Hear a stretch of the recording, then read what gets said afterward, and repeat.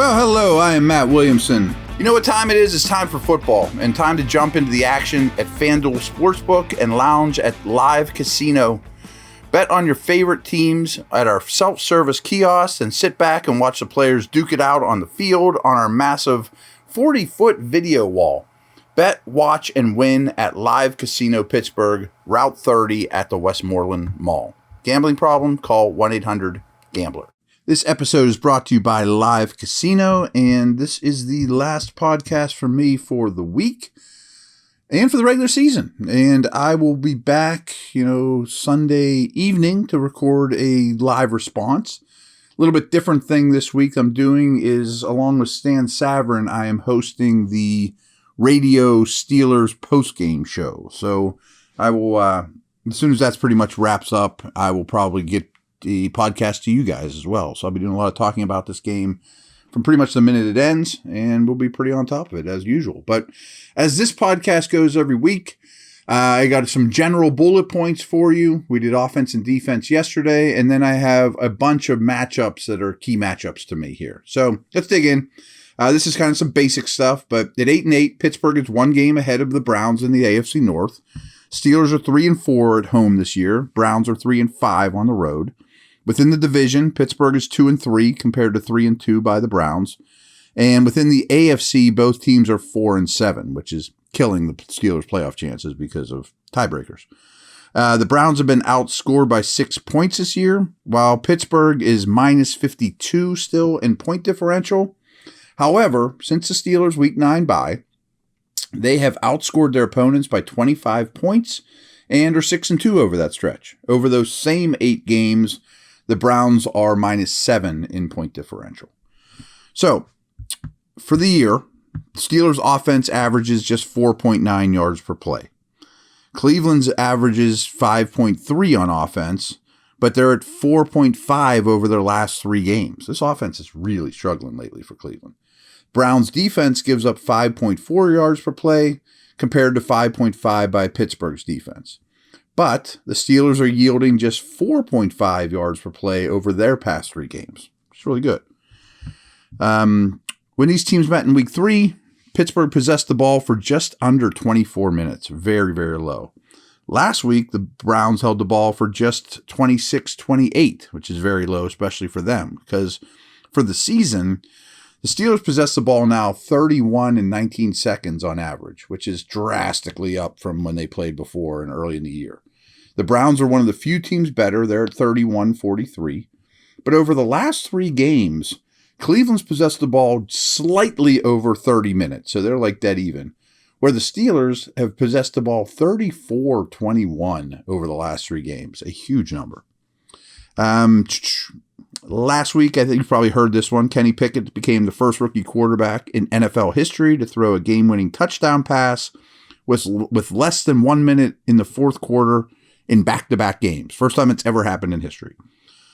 He has led 4 game-winning drives since Week 10, Pickett has, the most of any NFL quarterback during that time. The Steelers are now +3 in turnover differential, while Cleveland has given the ball away as many times as they have caused a turnover. They're at even Steven. But the Browns' 19 takeaways is better than only 9 teams. Cleveland's defense did intercept Carson Wentz 3 times last week, giving them 11 for the season. But the Steelers' 18 interceptions leads the NFL, but Pittsburgh has the league's fewest fumble recoveries. I mean, we've been saying that for weeks. They haven't recovered a fumble forever. Pittsburgh has given the ball away 18 times compared to 19 by the Browns. Just 6 offenses have 19 or 17 or fewer takeaways. Only the Raiders have lost fewer fumbles than Pittsburgh this year. So the Steelers don't lose any fumbles. They don't gain any fumbles. It's crazy. In terms of penalty yards per game, Pittsburgh is 10th best, while the Browns are 22nd. Browns commit 50 yards of penalties on average per game.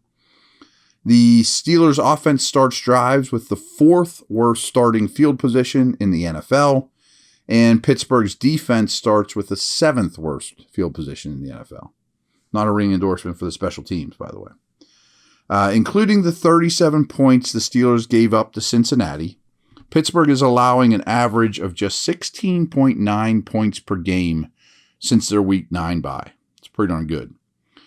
In terms of yards per route run, Amari Cooper comes in at 2.11. Anything over 2 is spectacular. Donovan Peoples-Jones is at 1.5. Deontay Johnson's at 1.44. And George Pickens produces 1.32 yards every time he runs a route. At tight end, Pat Freiermuth is at 1.76. That's a very high number for a tight end. And remember I told you 2 is really good for a wide receiver. And David Njoku's having a good year too at 1.61.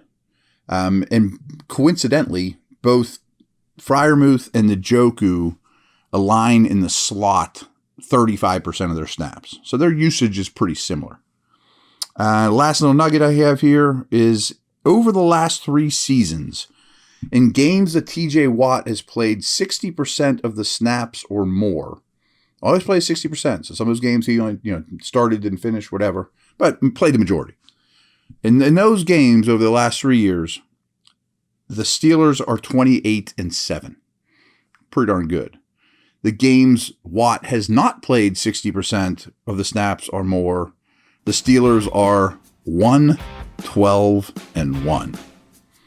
Whoa.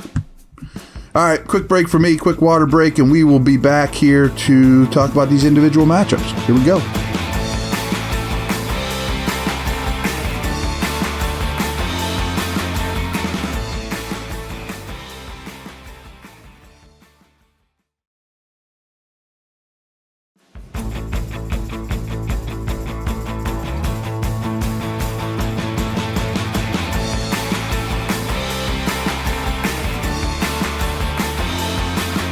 All right, let's talk about quickly when Cleveland has the ball.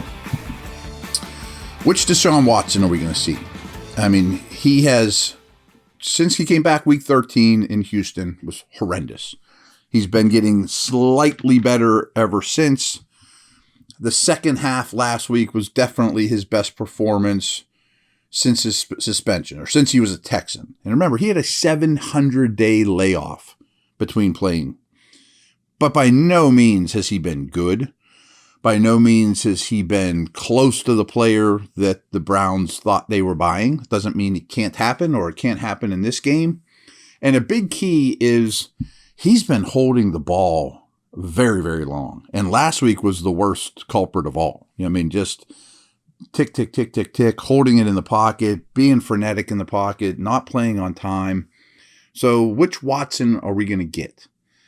Now, it's not quite the same level as the Raiders we just saw, but such a high percentage of their offense in a Jacobs-Adams-like manner goes through Chubb and Amari Cooper. So can you use a similar game plan? Will they treat Amari to the extreme level that they did treat Adams, and focus on those two players? And, hey, if everybody else beats you, Peoples-Jones, Njoku, much like Waller and Renfro and those guys, you can live with it. I'm betting they roll out a similar game plan, especially like on third downs. I would think you have one of the taller, longer corners banging Amari around at the line of scrimmage, often with KZ over the top of him. And they're going to focus like crazy on Chubb. And a big key, too, with the run game, Chubb's going to get his. They're not going to run for 20 yards. They're not going to run for 40 yards. But if Chubb, unlike some of these other rushing attacks they've faced, he's so explosive that no long runs is what I have here. Exclamation point, exclamation point. So that's a big key to me. So when the Steelers have the ball, I would imagine it'll shock me if they don't stay extremely patient with the run game. I mean, that's their formula. I don't think the Browns are very capable of going out 20-0 before you know it.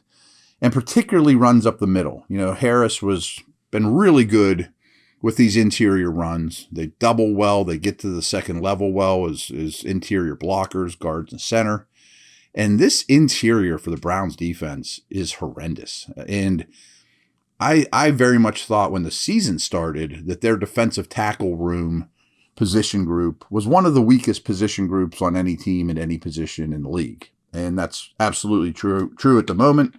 And then their linebackers are true off-the-ball guys. They have backups galore. I mean, the guys they count on playing at linebacker are all out. So attack up the middle with downhill power runs. No turnovers for Kenny. I think that goes hand in hand. Hey, I mean, he's not going to be perfect. He's not going to, throw one interception every half dozen games like he is now. I don't want him to be ultra conservative by any stretch, but turnovers are always going to be unbelievably key for this team because it's not an explosive offense and they're always going to have to play things close to the vest. And this is a really good secondary. I mean, Myles Garrett aside, the strength of the Browns defense is definitely their cover people. But I hope they're not shying away from attacking matchups, kind of like they did with Baltimore. Like if you get Pickens on Humphrey and it's one-on-one or Deontay on those guys, and the same is true for their cover guys, go after it. I hope you're not afraid of their secondary. Of course, you need to double Myles Garrett all the time. I mean, every pass play for sure. Dan Moore is fine, but I need Dan Moore in a back. I need Dan Moore and Gentry. I mean, he has to be the focal point of your entire protection scheme without question. Not only because he's awesome, but because their other guys aren't. I mean, even Jadeveon Clowney is not a pure pass rusher. He's more of a run stuffer, disruptor. I mean, he's a power go through you guy, but he's not a bendy edge dude. My last two nuggets here are play action ? I mean, against these backup linebackers that haven't played a lot, if you're running down their throat, please use play action. I mean, it doesn't even have to be for play action go routes. I mean, how about play action, get those linebackers to step up and get Freiermuth behind them, or, an in-breaking Pickens route. How about that? And then lastly, special teams are going to be huge here. Kickers are going to be huge. As always. But my last little nugget here is these two kickers, Chris Boswell and Cade York, who they were all super excited about in Cleveland. They've combined to miss 16 of their 50 total field goals attempt. So both kickers have missed 8 field goals this year. So that's key. I mean, I have not lost faith in Boz, but with the kicker, the numbers don't lie, and his numbers aren't great this year. So that is a wrap. Everyone have a great weekend. We will talk Sunday night. Crazy playoff stuff going on around the league, of course. So we'll be all in tune with that. Take care.